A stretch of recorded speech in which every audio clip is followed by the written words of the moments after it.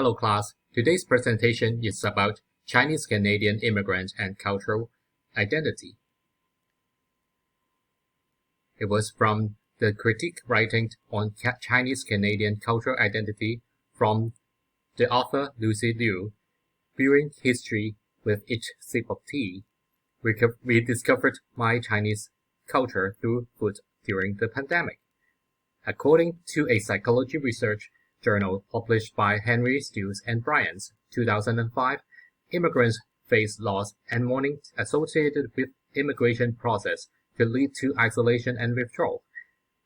A positive response to deal with cultural change is to incorporate elements of their native culture, such as values and traditions, into their new life structures. With this respect, immigrants witness challenges in this new environment, and preference on cultural food items could help them cope with the changes. The cultural identity crisis for Canadian immigrants could come from face loss and mourn, leads to isolation and withdrawal, incorporate native culture into new identity, and often hide their native cultural preference in the public. In order to cope with that, they hide the native cultural practice. In the meantime, being strong supporter of the native culture, they spend their early days to cope with the new identity, only to find that they are so keen on preserving their own identity with the fear of losing their traditions in the future generations. We'll look at that in the later slides. There are similarities of identity denials at young age for the Chinese-Canadian immigrants. From the paper, I had demonstrated how Lucy Liu compared with other authors.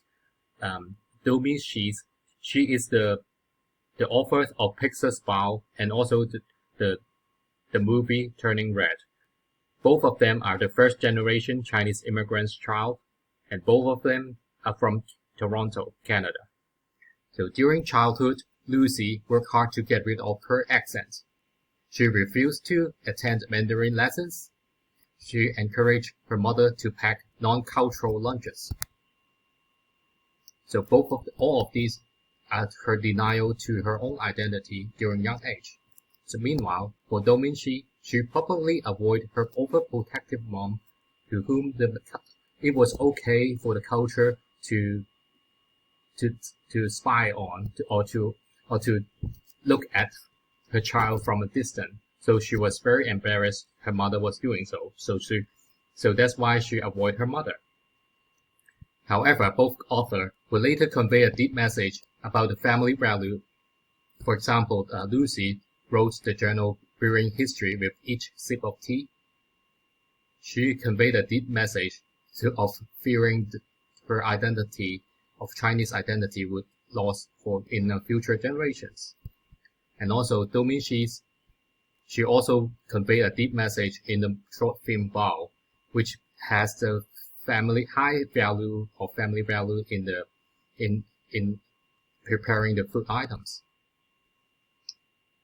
So there are also similarities of food practices for Chinese across the globe. So for Lucy's perspective on tea, being a Chinese Canadian, the preparations of tea calls for a family meeting. So it also serves as an emotional support from family members. There's also a deep message of inner peace and tranquility. So this is very important during the difficult times. So she looked back from her childhood. This is a value that she learned. So how about the director Li Ang's portrait of the home master chef from the movie I Ching Man Woman? There is a deep love transcended from the food items to the family members. So there's also emotional support from family members. The dining table is also a perfect meeting venue for the family. So both of these are the Chinese Canadian migrants, and also the Chinese in China, in the mainland China or the Taiwan region, would also encounter both of the same values.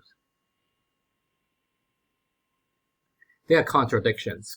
The Chinese Canadian look back on their Chinese identity, the fear of losing their cultural identity on future generations.